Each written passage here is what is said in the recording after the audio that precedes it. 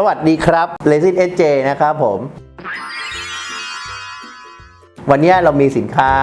จะบอกว่าสินค้าใหม่มันก็ไม่ใช่นะครับมันก็เป็นสินค้าที่เราเคยมีอยู่แล้วนะครับแต่มันเป็นเวอร์ชันใหม่มันคือหม้อ Infusion เราเคยมีในเวอร์ชันที่แล้วนะครับเราออกเป็นหม้อใหม่เป็นหม้อสเตนเลสหม้อรุ่นนี้มันมีการพัฒนาขึ้นเช่นยางขอบฝาซึ่งเคยมีปัญหาเรื่องขาดอยู่บ้างแล้วก็หลุดไม่มีละเราดีไซน์ใหม่ฝังไปกับฝาเลยหมดปัญหาเรื่องงานที่ชอบมาขาดที่ยางฝานะครับแล้วก็วางก็ลงล็อกได้แต่โดยง่ายตำแหน่งที่สำหรับใส่สายยางเพื่อจะไปที่โมนะฮะก็เป็นเอกเทศความหมายคือมันเข้าผิดทางไม่ได้ละมันไม่เหมือนเมื่อก่อนเดี๋ยวเราลองประกอบให้ดูใช้งานยังไงวิธีการประกอบหม้อที่ได้ไปเนี่ยนะครับเมื่อเปิดออกมาเนี่ย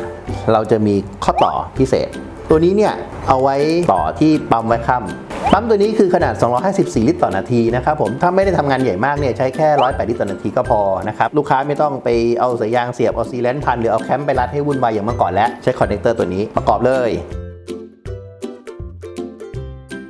พอขันตึงมือแน่นแล้วเนี่ยคิดว่าไม่รั่วแล้วเนี่ยสายยางที่ให้ไปวิธีใช้เสียบที่ปั๊มกดข้อสีฟ้านิดนึงนะครับแล้วกดลงไปให้สุดเลยเนี่ยเขาจะแน่นละแค่นี้เองที่หม้อพักก็เช่นกันกดเข้าไปเลยดึงไม่ออกละง่ายที่สุดแล้วนะครับผมคราวนี้หลังจากเสียบสายเข้าแล้วนะครับเราก็นำแก้วซึ่งเป็นแก้วเอาไว้สำหรับรองเรซินที่ล้นจากชิ้นงานมานะครับใส่เข้าไปข้างในง่ายๆอย่างนี้เลยครับสมมุติว่าสายยางเส้นนี้เราต่อมาจากชิ้นงาน Infusion ต่อจากโมมาเลยนะเราก็เสียบเข้าไปเหมือนเดิมโดยให้ปลายสายเนี่ยอยู่ในกระป๋องแล้วก็เอาซีแลนเทปเนี่ยมาติดบริเวณช่องเสียบเนี่ยนะครับที่สายยางเสียบไว้นี่คือเสร็จละพร้อมแล้วแล้วก็ปิดวาล์วแล้วเราก็มาเปิดปั๊มกัน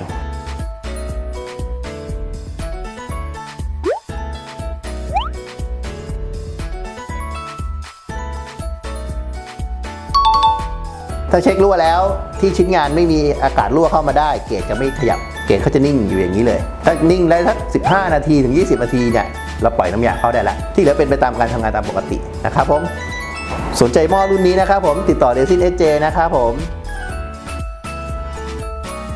ยังไงอย่าลืมฝากกดไลค์กดแชร์และกด Subscribe ช่อง Resin SJ ด้วยนะครับครับผมขอบคุณมากครับสวัสดีครับ